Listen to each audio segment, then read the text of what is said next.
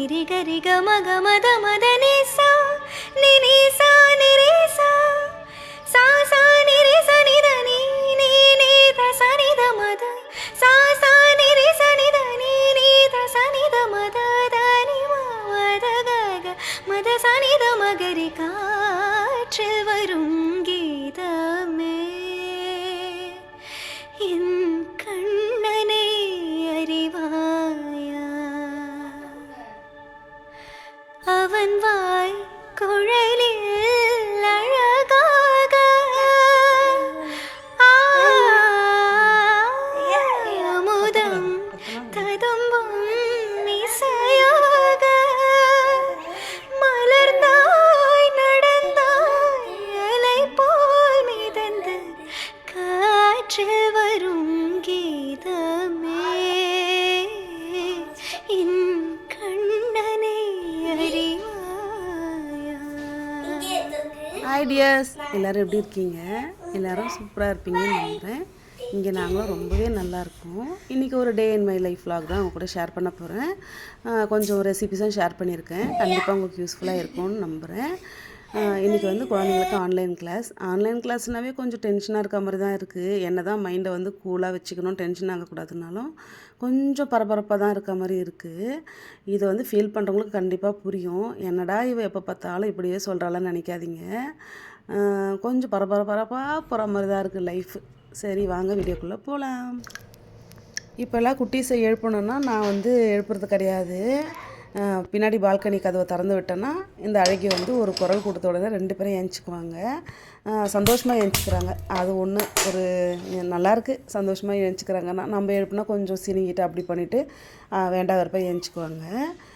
கொஞ்சம் கிளாஸுக்கு டைம் நெருங்கும் போது தான் எழுப்புறது. ஏன்னா குளிர் ரொம்ப அதிகமாக இருக்குது. இந்த 3 நாளாக இன்னும் அதிகமாக தான் இருக்குது. இப்போ தான் வெயிட் லாஸ் மேலே ஒரு கான்ஷியஸ் வந்திருக்கு. டீடாக்ஸ் ட்ரிங்க்கில் அடிக்கடிக்கு எடுத்துக்குவேன். இருந்தாலும் வந்து வெயிட் லாஸ்க்காக நான் பண்ணணும்னு நினச்சி பண்ணுறதில்ல. ஆனால் இப்போ வந்து நல்லா முடிவு பண்ணியிருக்கேன். நம்ம ஏதோ ரொம்ப ஸ்ட்ராங்காக நம்புகிறோமோ அது கண்டிப்பாக சீக்கிரம் நடக்கும். ஏதோ பிளைண்டாக வந்து ஃபாலோ பண்ணால் நடக்காதுன்னு நினச்சிட்ருக்கேன். வெயிட் லாஸ் கண்டிப்பாக பண்ணியே ஆகணும். அது வந்து ஃபிசிக்கலுக்கும் மென்டல் ஹெல்த்துக்கும் 2த்துக்குமே வந்து ரொம்ப இப்போ தேவைப்படுது. குட்டீஸ் ஏஞ்சிக்கிறதுக்குள்ளே கொஞ்சம் ப்ரிப்பரேஷன்லாம் பண்ணிவிட்டு வீடியோ ஃபுல்லாக க்ளீன் பண்ணிடுவேன். ஆன்லைன் கிளாஸில் ஸ்டார்ட் ஆனதான் உட்கார வச்சுட்டு அதுக்கப்புறம் தான் பிரேக்ஃபாஸ்ட் பண்ண போவேன். ஏன்னா பிரேக்லேயே வந்து கொடுத்துக்கலாம்னு சொல்லிவிட்டு கொஞ்சம் வந்து இப்போது ஃபோனுக்கு அப்புறம் இந்த டேபுக்குள்ளே இவர் ரொம்ப அடிக்ஷன் ஆகிட்டே வராரு. இந்த ஆன்லைன் கிளாஸ்னால தான் இதெல்லாம் வந்துச்சு. பெரிய குட்டி வந்து ரொம்ப சமத்து, சொன்னால் கேட்டுக்கிறது, வேணான்னா வேணாம், அவ்வளோதான். பயம் இருக்கும். சின்ன குட்டி அவுட் ஆஃப் கண்ட்ரோல். அதையும் வந்து கண்ட்ரோல் பண்ண நினச்சிட்ருக்கேன். சைட் பை சைட் லாண்ட்ரிக்கும் எல்லாம் போட்டுட்டு பிரேக்ஃபாஸ்ட் வந்து ரொம்ப சிம்பிளாக தான் பண்ணலான்னு நினச்சிட்டு இருந்தேன். டைமு வந்து கொஞ்சம் தான் இருந்தது. சீக்கிரமாக பண்ணிடணும்னு சொல்லிட்டு இட்லி மாவு தான் எடுத்துருந்தேன். அதிலே கொஞ்சம் கருப்பட்டி தாராளமாக போட்டு ஒரு ஏலக்காய் தட்டி போட்டு பணியார மாதிரி பண்ணி கொடுத்துடலாம், நெய் நிறைய ஆட் பண்ணிட்டுன்னு சொல்லி மிக்ஸ் பண்ணிகிட்டு இருந்தேன். மோஸ்ட்லி வந்து ஹஸ்பண்ட் காலையில் சீக்கிரமாக போயிட்டாருன்னா பிரேக்ஃபாஸ்ட் ரொம்ப சிம்பிளாக இருக்க மாதிரி தான் இருக்கும். குட்டீஸ்க்கு வந்து நான் காம்ப்ரமைஸ் பண்ணவே மாட்டேன். ஏதாச்சும் ஒரு நாள் கொஞ்சம் காம்ப்ரமைஸ் ஆனாலும் எனக்கு அந்த மாம் கில்ட்டு ரொம்பவே வந்துடும். நம்ம நல்ல அம்மா இல்லையா, அது என்னவோ நான் ரொம்ப போட்டு யோசிச்சுட்டு அது யோசிக்கிறதோட நம்ம கரெக்டாக பண்ணிவிட்டு போயிடலாம், நம்ம சோம்பேறித்தனம் எதுவும் படக்கூடாதுன்னு சொல்லிட்டு கொஞ்சம் பர்ஃபெக்ஷன் எதிர்பார்ப்பேன். மாமாயிட்டாவே இதெல்லாம் கண்டிப்பாக நிறைய பேர் ஃபீல் பண்ணுவோன்னு நினைக்கிறேன். பணியாரமும் நல்லா வந்துச்சு. நெய் கொஞ்சம் தாராளமாக போட்டால் சூப்பராக வரும். குளிருக்கு வந்து நெய் நிறைய ஆட் பண்ணிக்கிட்டால் குழந்தைங்களுக்கு ரொம்ப நல்லதுன்னு சொன்னாங்க. இவங்க வந்து எது கொடுத்தாலும் சாப்பிட்டுக்குவாங்க. எனக்கு அப்படி இப்படின்னு பிரச்சனைலாம் கிடையாது. கொஞ்சம் ஸ்வீட்னஸை விட ஸ்பைசினஸ் வந்து இவங்க நல்லா விரும்பி சாப்பிடுவாங்க. ஆனால் வந்து நம்ம கொஞ்சம் சொன்னோன்னா எடுத்துக்குவாங்க. இன்றைக்கி ஒரு நாளைக்கு அட்ஜஸ்ட் பண்ணிக்கலாம்னு சொல்லிட்டு தான் ரெடி பண்ணிகிட்டு இருந்தேன். எல்லோரும் தம்ப்நெயிலில் பார்த்துருப்பீங்க. என்னை பற்றி நான் கொஞ்சம் இன்ட்ரோ கொடுத்துக்கிறேன். ஆல்ரெடி ஒரு லாங் வீடியோவில் ஷேர் பண்ணியிருக்கேன்.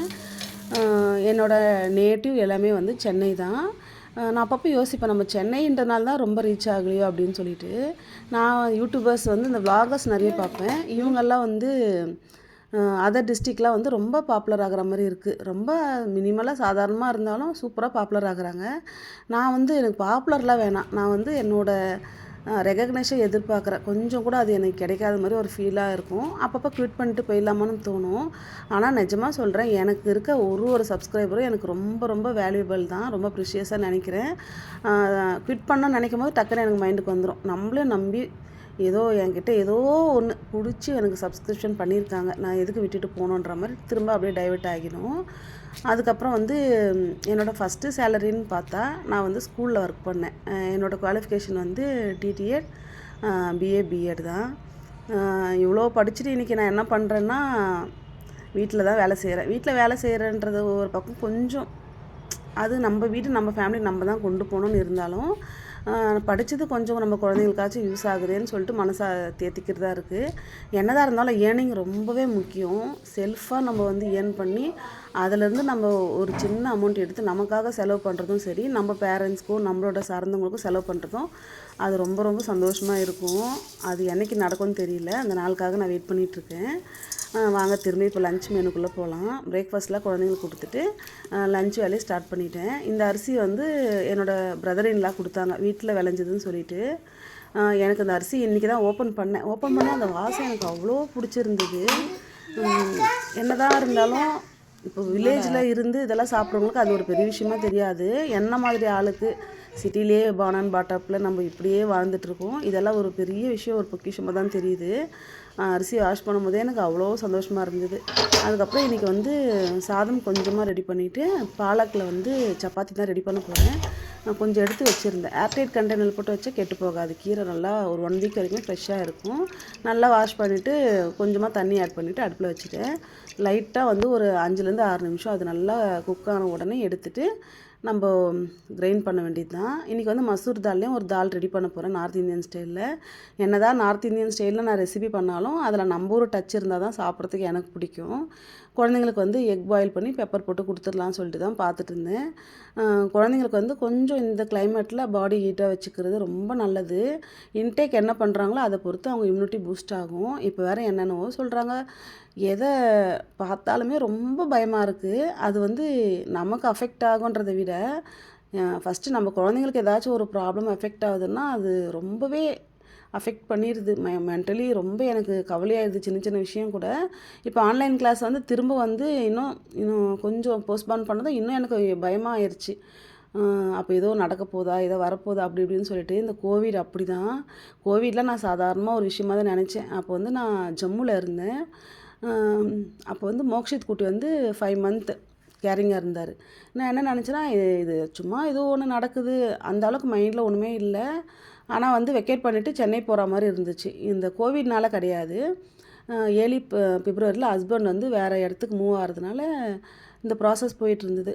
எடுத்துகிட்டு போய் என்னை சென்னையில் விட்டுட்டு கிளம்புனாங்க. ரொம்ப கோவிட் இதுவாகிடுச்சு, ப்ரெக்னென்சி வேறு, திரும்ப ஹஸ்பண்ட் எப்போ வருவாங்க, ரொம்ப ரொம்ப மென்டலி ஸ்ட்ரெஸ்ஸான டைம் அது. அதனால் வந்து இப்போ சின்ன விஷயம்னால ரொம்ப அட்வான்ஸாக பயம் வருது. அதுக்கப்புறம் குழந்தைங்களுக்கும் போய் கொடுத்துட்டு சாப்பிட்டுக்குவாங்க. சின்ன குட்டி தான் கொஞ்சம் பெப்பர் போட்டதுனால எனக்கு கருப்பு முட்டை வேணாம், வெள்ளை முட்டை வேணாம்னு சொல்லிட்டு கொஞ்சம் அடம் பிடிச்சாரு. அடம் பிடிச்ச உடனே நம்ம கொஞ்சம் அன்பாக பேசினா அவர் கொஞ்சம் கன்வின்ஸ் ஆகிடுவார். 2 வார்த்தை அப்படி நைஸாக பேசிவிட்டு ஊட்டி விட்டாச்சு. அதுக்கப்புறம் வந்து என்னோடய ஸ்டோரியிலேருந்து கண்டினியூ பண்ணலாம். ஸ்கூலில் ஒர்க் பண்ணும்போது அப்போல்லாம் சேல்ரி ரொம்ப கம்மி தான். 11 மந்த் தான் ஒர்க் பண்ணேன். சேல்ரி வந்து ஒரு 7K கிட்ட தான் வாங்கினேன். அதை அப்படியே ஓப்பன் பண்ணாமல் அம்மா கையில் தான் கொடுப்பேன். என்னதான் இருந்தாலும் 7K இருந்தாலும் நம்மளோட ஏர்னிங்ஸ் நம்மளும் சம்பாதிக்கிறோம். ஏன்னா எனக்கு தெரிஞ்சு இந்த டீச்சிங் ப்ரொஃபஷனல் ப்ரைவேட் ஸ்கூலெல்லாம் சேல்ரி ரொம்ப ரொம்ப கம்மி தான். எக்ஸ்பீரியன்ஸ் இருந்தால் வேணால் ஐயா ஆகலாம். அந்த ஃப்ரெஷர்ஸ்க்கெலாம் வந்து ரொம்ப கம்மி. வேலையும் வந்து ரொம்ப அதிகமாக இருக்கும். நம்ம குழந்தைங்கிட்ட வந்து ரொம்ப கத்துற மாதிரி இருக்கும், கத்தி கத்தி வயிறு வலிக்கிற மாதிரியே இருக்கும். எனக்கு வந்து உடம்பு ரொம்ப வீக் ஆகிடுச்சு. ஆனால் வந்து குழந்தைங்க மிஸ்ஸுன்னு சொல்லிட்டு நம்மக்கிட்ட பாசமாக இருக்கும் போதெல்லாம் ரொம்ப சந்தோஷமாக இருக்கும். நம்மக்கிட்ட அவ்வளோ ஃப்ரெண்ட்லியாக இருப்பாங்க. நம்ம எப்படி நடந்துக்கிறோமோ சில டீச்சர்ஸ்லாம் ஸ்ட்ரிக்டாக இருக்கும்போது அவங்கக்கிட்டேயே வரமாட்டாங்க, கொஞ்சம் தூரமாகவே இருப்பாங்க, பயப்படுவாங்க. நம்ம கொஞ்சம் ஃப்ரெண்ட்லியாக இருந்தால் நம்மக்கிட்ட வந்து ரொம்ப அவங்க அட்டாச்மெண்ட் ஆகிடுவாங்க. அதெல்லாம் நினச்சா இப்போ அவ்வளோ சந்தோஷமாக இருக்குது. அதுக்கப்புறம் வந்து இன்றைக்கி பாலக் சப்பாத்தி கூட கொஞ்சம் ஃப்ளாக்ஸீடும் ஆட் பண்ணிவிட்டு அந்த தண்ணியை வேஸ்ட் பண்ணாமல் அந்த தண்ணியிலே நம்ம முடிஞ்ச அளவுக்கு சப்பாத்திக்கு மாவு பிசைஞ்சிக்கலாம். மிச்சமாக இருக்க தண்ணியை நம்ம செடிகளுக்கு விடலாம், இல்லை இந்த பருப்பு பண்ணல அதிலே கூட மிக்ஸ் பண்ணிக்கலாம். அதுக்கப்புறம் வந்து இந்த நார்த்தில் வந்து நான் எனக்கு பிடிக்காத ஒரு விஷயம், நான் ரொம்ப பார்த்து என்னடா இப்படி இருக்குதுன்னு நினச்ச விஷயம் இந்த கத்திரிக்காய் தான். ரொம்ப பெருசாக இருக்கும். இதில் எப்படி சமைச்சாலும் எனக்கு டேஸ்ட்டே வராது. ஸ்டார்டிங்கில் நம்ம சமையலில் ஒன்றுமே கிடையாது, ஒன்றும் தெரியாது, நம்மளே ஏதோ தத்தி பண்ணுவோம். அப்போ வந்து இந்த மாதிரி காய்கறி அதுவும் நம்ம ஊரில் ஒரு மாதிரி இருக்கும், இங்கே பார்த்த அப்புறம் ஐயோ என்னடான்ற மாதிரி தான் இருக்கும். அதுக்கப்புறம் இந்த ஊருக்கு ஏற்ற மாதிரி கொஞ்சம் கொஞ்சமாக ரெசிபியை கற்றுக்கிட்டு ட்ரை பண்ணுறது தான். இந்த கத்திரிக்காய் வந்து நம்ம ஒன்றுமே இல்லை, சிம்பிளாக நம்ம வீட்டு குழம்பு மிளகா பொடி, மஞ்சள் பொடி, உப்பு இதெல்லாம் போட்டு ஒரு மீன் வறுவல் டைப்லேயே பண்ணணும்னு வச்சுக்கோங்களேன், அவ்வளோ சூப்பராக இருக்கும். எனக்கு அப்போ கூட தோணும், இது லெமன் சாதத்துக்கு புளி சாதத்துக்கு ரொம்ப சூப்பராக இருக்கும்லன்னு சொல்லிட்டு. ஆனால் ஒரு முறை கூட நான் அந்த மாதிரி ட்ரை பண்ணதே கிடையாது. தால் பண்ணால் அதுக்கு வேணால் ட்ரை பண்ணுவேன். ஏன்னா லெமன் சாதம் புளி சாதம்லாம் வீட்டில் யாரும் விரும்பி சாப்பிட மாட்டுறாங்க. நான் மட்டும் தான் சாப்பிட்ணும், இல்லை பெரிய குட்டி கொஞ்சம் சாப்பிடுவார், அவ்வளோதான். அதனால நான் அதெல்லாம் ரிஸ்க் எடுக்கிறது இல்லை. நம்மளே அவசரத்தில் ஒரு சமையல் பண்ணுறோம், சீக்கிரம் பண்ணோன்னு சொல்லிட்டு எதுக்கு அதெல்லாம் நம்ம பண்ணிவிட்டு அப்புறம் சரியாக சாப்பிட்லனாவே அது ஒரு ஃபீலிங் ஆயிரும், சரியாக சாப்பிட்ல இன்றைக்கி யாரும் அப்படின்ற மாதிரி. அதனால நான் ரிஸ்க்கெல்லாம் எடுக்கிறதே கிடையாது. லேசாக தூணா கூட போதும். நான் குட்டீஸ்க்குன்றதுனால ரொம்ப ஸ்பைசியெல்லாம் ஆட் பண்ணுறதில்ல. நம்ம இஷ்டத்துக்கு கூட என்னென்ன காரம் தேவையோ எல்லாம் போட்டுக்கலாம். இது அப்படியே ஒரு 10லேருந்து 15 நிமிஷம் நம்ம ஊற விட்டோம்னா நல்லா அதுலேருந்து தண்ணி பிரிஞ்சு அப்சர்வ் ஆகி சூப்பராக இருக்கும்.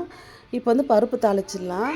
இந்த பருப்பு வந்து நான் அப்படியே நார்த் இந்தியன் ஸ்டைலில் செய்கிறேன்னா இல்லை, கொஞ்சம் கொஞ்சம் நம்ம ஸ்டைலில் கலந்துருவேன். கடுகு எண்ணெய் தான் இன்றைக்கி ஆட் பண்ணிக்கிட்டேன். கடுகு எண்ணெயில் பண்ணோன்னா ரொம்ப ஃப்ளேவராக இருக்கும். ஸ்டார்டிங்கில் இந்த கடுகு எண்ணெய்லாம் நான் சமைக்கும் போது எனக்கு என்னவோ ஒரு மாதிரி தான் இருந்துச்சு. ஆனால் இப்போ ரொம்பவே இந்த டேஸ்ட் எனக்கு பிடிச்சி போச்சு. எதுவாக இருந்தாலும் பழகுனா நல்லாயிருக்கும்னு நினைக்கிறேன். தாளிப்புக்கு கடுகு சீரகெல்லாம் போட்டுட்டு கொஞ்சமாக காஞ்ச மிளகாவும் பூண்டு நல்லா ஃபைனாக சாப் பண்ணி போட்டு 2 வெங்காயம் ஆட் பண்ணியிருக்கேன். இந்த மசூர் தால் வந்து நம்ம ஊரில் வந்து மைசூர் பருப்புன்னு நாங்கள் சொல்லுவோம் எங்கள் ஏரியாவில். உங்கள் ஏரியாவில் நீங்கள் என்னன்னு சொல்லுவீங்கன்னு சொல்லுங்கள். இதுவும் சாப்பிட்றதுக்கு ரொம்பவே நல்லாயிருக்கும். ஆனால் ஒரு பருப்புக்கும் ஒரு டேஸ்ட்டு. துவரம் பருப்பு ஒரு டேஸ்ட் கொடுக்கும், இந்த பருப்பு ஒரு டேஸ்ட் கொடுக்கும். இது சப்பாத்திக்கெலாம் ரொம்பவே சூப்பராக இருக்கும். அப்புறம் இந்த கீ ரைஸில் கூட நம்ம பிணைஞ்சி சாப்பிட்டுக்கலாம். இப்போ தக்காளி வந்து பெரிய தக்காளியாக ஒரு தக்காளி ஆட் பண்ணிக்கிட்டேன். நல்லா வந்து வதங்கணும், அதுதான் இதில் மெயின். நல்லா அந்த கேரமலைஸ் ஆகி எல்லாமே மெல்ட் ஆகி வரணும். அதுக்கப்புறம் வந்து கொஞ்சமாக குழம்பு மிளகா பொடி, மஞ்சள் பொடியில் ஆட் பண்ணிக்கிட்டு அதையும் வந்து நல்லா ஃப்ரை பண்ணுற மாதிரி அது வதங்கணும். அப்போ தான் வந்து நல்லா ஃப்ளேவராக இருக்கும். நார்த் சைடில் இவங்க என்ன பண்ணுவாங்கன்னா தனி மிளகாய் தூள், தனியாத்தூள்லாம் போட்டு கரம் மசாலா எல்லாத்துக்குமே கரம் மசாலா ஆட் பண்ணுவாங்க. அவங்க சமையலில் அப்படியே வாசம் தூக்கும். நமக்கு வந்து வாசம் பிடிக்குது, சாப்பிட்றதுக்கு பிடிக்க மாட்டேங்குது அந்த மாதிரி பண்ணால். நல்லா கலந்து விட்டுக்கிட்டு சும்மா ஒரு கொதி வந்ததும் நல்லா கை நிறைய கொத்தமல்லி ஆட் பண்ணிக்கலாம். கொத்தமல்லிலாம் எதுவும் இல்லை, அதனால் சும்மா நான் அப்படியே கலந்து விட்டுக்கிட்டேன். இப்போ இந்த பாலக் சப்பாத்திக்கும் கொஞ்சம் ரைஸ்க்குமே வந்து இதை வச்சு சாப்பிட்டுக்கலாம். அவ்வளோ சூப்பராக இருக்கும். இது வரைக்கும் நீங்கள் ட்ரை பண்ணி பாருங்கள். சில பேருக்கு இருக்கும்ல, இந்த பருப்பு எப்படி இருக்கும், சாப்பிட்லாமா, நல்லா இருக்குமா அப்படின்னு சொல்லிட்டு. இல்லை இந்த மெத்தடில் ட்ரை பண்ணாமல் இருப்பீங்க, கண்டிப்பாக ட்ரை பண்ணி பாருங்கள். அதுக்கப்புறம் வந்து பாலக் சப்பாத்தியை வந்து குட்டியாக வந்து டிஃபன் பாக்ஸ் மூடியில் கட் பண்ணி போட்ட குழந்தைங்க கொஞ்சம் அட்ராக்ட் பண்ணலான்னு சொல்லிட்டு, போங்கடா இதெல்லாம் வேலைக்கு ஆகாதுன்னு சொல்லிவிட்டு திரும்ப நார்மலாக வந்து பெரிய சப்பாத்தி போட்டு எடுத்துக்கிட்டேன். எப்பவுமே சப்பாத்தியெல்லாம் சுட்டுட்டு நம்ம வந்து டைரெக்டாக தவாவில் எண்ணெயோ நெய்யோ எதுவுமே ஆட் பண்ணாமல் ஹாட் பாக்ஸில் நம்ம அப்படியே போட்டு மூடி வச்சிடலாம். சாப்பிடும் போது சர்வ் பண்ணும்போது மட்டும் நெய் பட்டர் இல்லாட்டி எண்ணெய் வந்து அப்போ ஆட் பண்ண நல்லா இருக்காது, நெய் பட்டர் ஆட் பண்ணிக்கலாம்.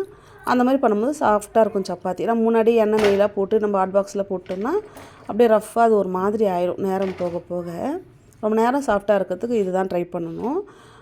நல்லா வந்து ஃப்ளஃபியாக சூப்பராக வந்துச்சு. நான் எப்போவுமே நார்மலாக தான் பேசுவேன், ஏற்கனவே ஒரு லாங் வீடியோவில் ஷேர் பண்ணியிருக்கேன். ஹாட் வாட்டர் அதெல்லாம் எதுவுமே போட மாட்டேன். நல்லா முடிஞ்ச அளவுக்கு பிசையணும். அந்த மாவே வந்து நல்லா சாஃப்டாகி வரணும். அந்த அளவுக்கு நம்ம அடித்து ஒரு 10-15 நிமிஷம் அதையே கான்சென்ட்ரேட் பண்ணி பிசைஞ்சோன்னா சப்பாத்தி சூப்பராக வரும். இப்போ என்னோடய யூடியூப் ஜேர்னி பற்றி பேசலாம். நான் வந்து ஜூலை 2023 ஸ்டார்ட் பண்ணேன். ஸ்டார்ட் பண்ணது நிஜமாக சொல்கிறேன், எதுக்குமே வந்து முன்னாடி ஒரு ப்ரிப்பரேஷன் இது பண்ண போகிறோமா அப்படின்னு சொல்லிவிட்டு நம்ம பண்ணோன்னா அதில் ஓரளவுக்கு நம்ம ரீச் ஆகும்னு நினைக்கிறேன். எனக்கு யூடியூப் பற்றி ஒன்றுமே தெரியாது, எடிட்டிங் எதுவுமே தெரியாது, ஜீரோன்னு தான் சொல்லணும். சும்மா குழந்தைங்களோட விளையாட்டு வீடியோ ஒன்று அப்லோட் பண்ணேன். அது ஒரு 1000K மேலே போச்சு. அப்போது ஒரு இது இருந்தது, யாருக்குமே இருக்கும்ல. இப்போ நம்ம இவ்வளோ தூரத்தில் இருக்கோம், இங்கே கூட ஸ்கூலில் போய் ஒர்க் பண்ணலாம், எல்லாம் பண்ணலாம். டைம் மேனேஜ்மெண்ட் கண்டிப்பாக இருக்காது. ஏன்னா ரெண்டுமே சின்ன குழந்தைங்க, நம்ம விட்டுட்டு எல்லா வேலையும் முடிச்சுட்டு போவோம். திரும்ப குழந்தைங்க வீட்டில் இருக்கும் போதோ இல்லை நம்ம போய் ரிசீவ் பண்ணுற மாதிரி இருக்கணும். நான் வந்து லேட்டாக வந்தேன்னா அது நல்லா இருக்காது. கூட இங்கே யாரும் நமக்கு இல்லை, குழந்தைங்கள பார்த்துக்கோ செய்வோம். யாரையும் நம்பி இங்கே பக்கத்துலலாம் நம்ம விடவும் முடியாது. நம்ம குழந்தைங்க எப்போவுமே வந்து நம்மளையே நம்புகிற மாதிரியே வச்சு நம்ம வளர்த்தாச்சு. நமக்கும் வந்து விட்டுட்டு போனாலும் இல்லை வீட்டில் வந்து இருங்க அப்படின்னாலும் நமக்கு அது கண்டிப்பாக ஒரு ஸ்ட்ரெஸ்ஸாக தான் இருக்கும். அதனாலே சொல்லிவிட்டு நான் என்ன பண்ணேன், எங்கேயும் போகல. அந்த யூடியூப்பில் வந்து நான் நினச்சேன், யூடியூப்பில் நம்ம எதாவது ஏர்ன் பண்ணுவோம், நம்ம ஹஸ்பண்டுக்கு ஹெல்ப் பண்ணுவோம் அப்படின்னு நினச்சி தான் வந்தேன். நான் பொய்யெல்லாம் எதுக்கும் சொல்லலை. ஏன்னா வந்து நான் யூடியூப்பில் பணத்தை எதிர்பார்த்து வரல அப்படிலாம் நான் சொல்ல விரும்பலை. அப்படி தான் நினச்சி வந்தேன். அதுக்கப்புறம் தான் தெரிஞ்சுது, இப்போ நான் சொல்லி கொடுத்து எனக்கு அந்தளவுக்கு தெரியாது, ஒன்று ஒன்றா கற்றுக்கிட்டு தான் நான் சொல்லி கொடுத்துட்டு வந்தவங்கெல்லாம் வந்து என்னை விட நல்லா ரீச் ஆகுறாங்க. ரீச் ஆகிட்டு எனக்கு அதெல்லாம் எந்த ஃபீலிங்குமே கிடையாது, கண்டிப்பாக இல்லை. ஏன்னா நம்ம சொல்லி கொடுத்து அவங்க அந்த இடத்துக்கு வந்திருக்காங்க, ரொம்ப நல்லதுதான்ற மாதிரி தான் இருக்குது. அவங்க எப்படி நினைக்கிறாங்களோ அது நமக்கு தெரியல. அதுக்கப்புறம் வந்து ரீச் ஆகலை, செய்யலை. சரி அப்பப்போ நினைப்பேன் குவிட் பண்ணிடலாமான்னு சொல்லிட்டு ஒரு சப்ஸ்கிரைபரும் யோசிப்பேன். நிஜமாக நான் டீப்பாக யோசிப்பேன். ஒரு சப்ஸ்கிரைபர் நம்மளுக்கு வேல்யூ தானே, நம்ம எதுக்கு விட்டுட்டு போகணும், நம்ம பண்ணுறதை பண்ணிட்டு போவோம். அதே போல் யூடியூப்பில் வந்து நிஜமாக சொல்கிறேன், நம்மளோட திறமைகளுக்கு அந்த அளவுக்கு ரீச் ஆகாது. நல்லா பேசணும், சூப்பராக பேசணும். இந்த பேச்சிலே வந்து எல்லோரும் மயங்கிடுற மாதிரி பேசணும். அப்படிலாம் பேசினா தான் யூடியூப்பில் ரீச் ஆக முடியும். நிஜமாக எனக்கு பேச்சு திறமை எப்போவுமே கிடையாது. சின்ன வயசுலேருந்து நான் அந்த அளவுக்குலாம் யார்கிட்ட நடித்து பேசி பழக்கம் இல்லை. நேரத்துக்கு ஏற்ற மாதிரிலாம் பேசுவாங்க, அதெல்லாம் எனக்கு வரவே வராது. அதனால என்னவோ நான் வந்து ரொம்ப ரீச் ஆகலை. சரி இது வரைக்கும் நமக்கு போதும்னு சொல்லிவிட்டு நம்ம ஏதோ போயிட்டுருக்கோம். அதே போல் புதுசாக யூடியூப்குள்ளே வரவங்களுக்கும் சொல்கிறேன், எதுக்காகவும் ஸ்ட்ரெஸ் ஆகாதீங்க. கரெக்டாக பர்ஃபெக்டாக செஞ்சுட்டு போயிட்டே இருங்க. பர்ஃபெக்ட்னா ரொம்ப பர்ஃபெக்ட் அப்படிலாம் சொல்ல வரல. உங்களுக்கு தெரிஞ்சதை வந்து கரெக்டாக செஞ்சுட்டே இருங்க. உங்களுக்கு பின்னாடி வந்தவங்க இப்படி போயிட்டாங்க, அவங்க இப்படி இருக்காங்க, இவ்வளோ ரீச் ஆகிட்டாங்க, நம்மளை சுற்றி இருக்கவங்கள யாருமே நம்ம கன்சிடர் பண்ணவே கூடாது. நம்ம லைஃப் வேறு, அடுத்தவங்களது வேறு, நம்மளோட வழி வேறு. அது மட்டும் நினச்சிட்டு போயிட்டே இருங்க. கண்டிப்பாக ஒரு நாள் எல்லாமே சக்ஸஸாக நடக்கும். அதுக்காக வெயிட் பண்ணுவோம். எப்பவுமே வந்து வெயிட் பண்ணுறது ரொம்பவே நல்லது தான். ஓகே ஃப்ரெண்ட்ஸ், ரொம்ப பேசிட்டேன்னு நினைக்கிறேன். நான் ஏதாவது தப்பாக பேசியிருந்தா கன்சிடர் பண்ணாதீங்க. என்னோடய மனசில் இருக்கிறது மட்டும் தான் நான் ஷேர் பண்ணியிருக்கேன். வீடியோட எண்டுக்கு வந்துட்டோம். இன்னொரு இன்ட்ரெஸ்டிங்கான vlogல மீட் பண்ணலாம். பாய்.